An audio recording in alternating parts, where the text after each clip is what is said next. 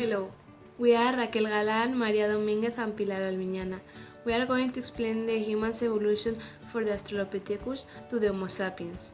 These are the entire human's evolution, but we are going to fix this video in the most destacable types species, along the time we can find.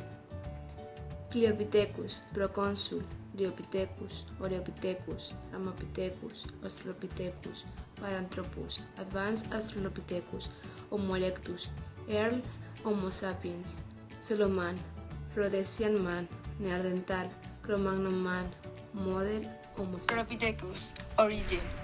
About 4 million years ago, Australopithecus appeared, specifically in the east of the African peninsula, a heterogeneous group of hominids in which several species are included. The species of this genus inhabit in Africa for a little more than 4 million years until about 2 million years ago, in the first species that separate from the great monkeys, gorillas, chimpanzees, and orangutan, and began the evolutionary race of the present man, because it initiates the bipedal march. Now I'm going to explain some characteristics of the Australopithecus. Australopithecus had bipedal march, sexual dysfunction, and the height was between 1.20 and 1.40 meters. They lived in savannas and jungles, and now there's one curiosity of the Australopithecus, and it's that we can find different types of Australopithecus in this group. And Raquel is going to tell us the different types. Okay, there are the Afarensis, Anomensis, Bargatzilla, Gary, Sediva, Africanus, and the Robustus. And the Afarensis is known as Prehomo. The Homo habilis. Origin. They lived in Africa between 2.5 and 1.5 years earlier. His name means skillful man and refers to finding of living instrument probably made by him.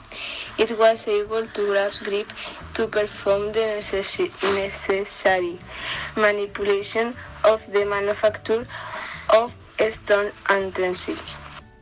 Homo habilis have more round skull, absence of diastema, large molars, occipital hollow locate more towards the center, and face less proneness than the Australopithecus. Homo habilis had short face, carved toes of hands and feet, indicating that they still use trees, and the bipedal position causes in the females a reduction of the pelvis that results in an early delivery, which implies premature neonates, a longer time dedicated to the breeding, and thus the need to maintain a strong social bonds that potentially collaborate to the development of a culture. The first tool manufacturers.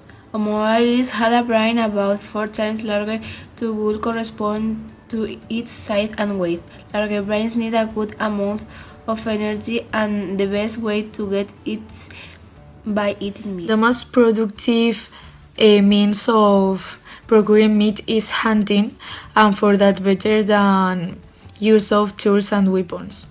Homo erectus. Origin. Homo erectus is an extinct hominid, which lived between 1.9 million years and 70,000 years before the present. Classical Homo erectus inhabit East Africa, China, and Indonesia. Fossil remains have been found in Europe. It was characterized because its cranial capacity was larger size than its predecessors, with a corpulency and a structure similar to the one of the present humans, to walk upright since it definitely left an arboreal environment, and left corporal villi, due to friction provoked by the use of skins to protect against He also made a stone and axes, and left the first remains of Bible houses, carved wooden objects, the first wooden spear, and the most primitive vessel, a wooden bowl. But his greatest cultural breakthrough was that he learned to handle the fire. Could the Homo erectus speak? Good question, Raquel. Scientists believe that the Turkana's voice bone suggests no, since the nerve conducts of his vertebrae were not large enough to contain the complex system to control breathing, something that is essential when it comes to talking. Perhaps he developed some keen and instinct language, or perhaps something similar to the groups of today teenagers, a verbal equivalent to current mobile text messages, with their portable gadgets, the protection of their communities, and the magic of fire. These individuals were ready to depart to wherever they could find food. Homo-neanderthal origin. They habit Europe and parts of Western Asia from 230,000 to 28,000 years ago, during the Middle and Upper Pleistocene, and culturally integrated in the Middle Paleolithic. The examination of ancient remains from caves of France may indicate that he lived with the men of Cro-Magnon, the first modern men in Europe. Homo neanderthalensis is not, as it was believed, a direct ancestor of us, but was a parallel branch in the evolutionary tree that keeps many secrets. For example, we don't know why they were extinct, and we don't know if they had a language. Neanderthal man is the first species of modern mind that lived in Europe and represents a form that adapted to the hostile climate prevailing around 300,000 years. Now you are going to learn some characteristics of the Neanderthal that are very interesting. They had cranial volume superior than ours. They were lower than us, but they had an extremely strong musculature.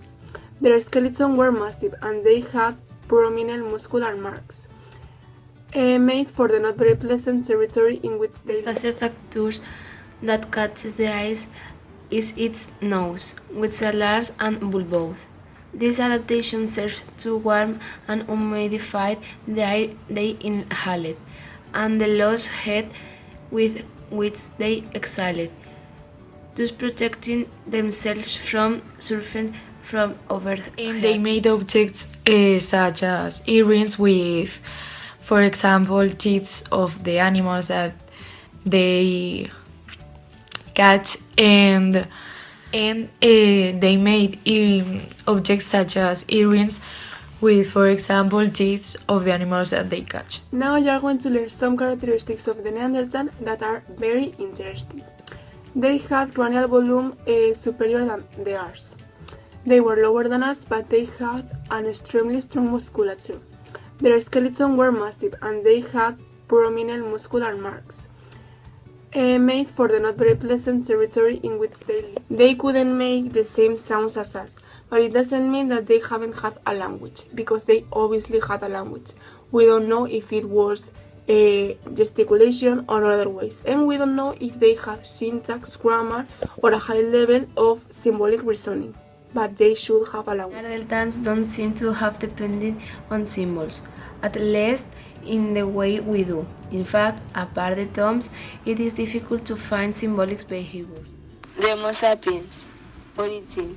Homo sapiens, for Latin, Homo, hombre, and sapiens, wise, is a species of the order of primates belonging to the family of hominins.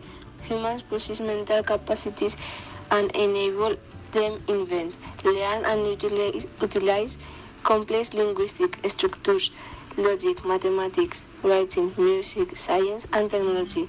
Humans are social animals, able to convincing, transmitting, and learning totally abstract concepts. Sapien is trained for activities such as performing art, do sports, sing, dance, and for a large number of daily activities. So it emphasizes the ability of manipulation thanks for the opposable capacities like reasoning, perception, emotion, memory, and will. Being is an omnivorous animal, from the vegetarian diet to a omnivorous diet. Made possible that the brain grow up and has more capacity. It's in this and other senses that the human being is the most currently largest predator and the most powerful species in the planet. Remains fertile in the face of possible cataclysmic events that could affect in its habitat, such as glaciations. The Homo sapiens being a very vulnerable animal in the state of nature is very dependent on the technology.